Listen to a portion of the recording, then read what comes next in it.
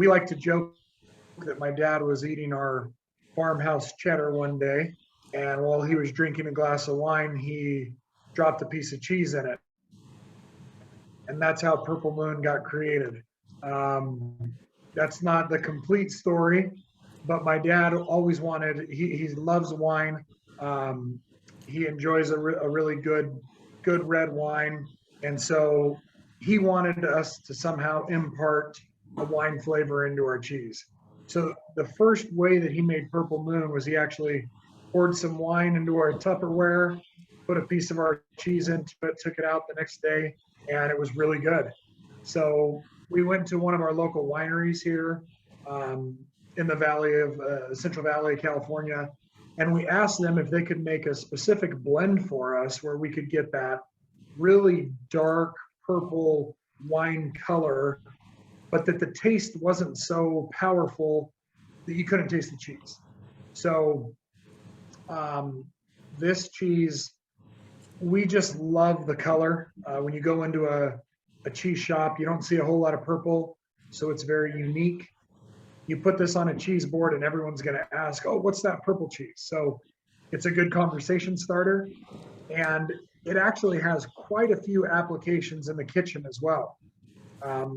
There's a pulled pork Purple Moon quesadilla that's on our website if you ever want to get a little bit wild in the kitchen and try something new.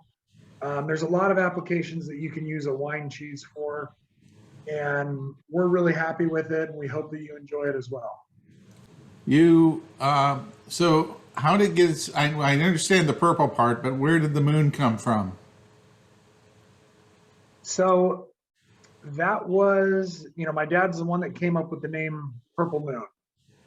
And our original very first label design with this cheese was it had a cow sitting on a sliver of a moon drinking a glass of wine. So one of my dad's graphic design friends came up with that, label design, the cow jumping over the moon, drinking a, glass of red wine. And somehow my dad decided that we were going to go with the name Purple Moon for this cheese. It's always interesting hearing that story. I really appreciate that. This balance,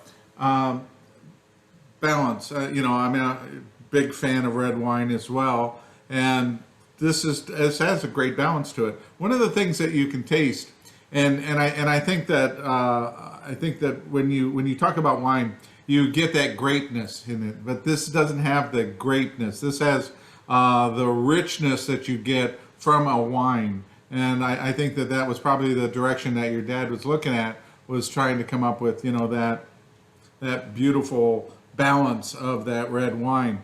And I paired it up with the Lagunitas, and it works well. So you can take a little bit of the wine cheese and work well with a beer, especially something as light as that beer is.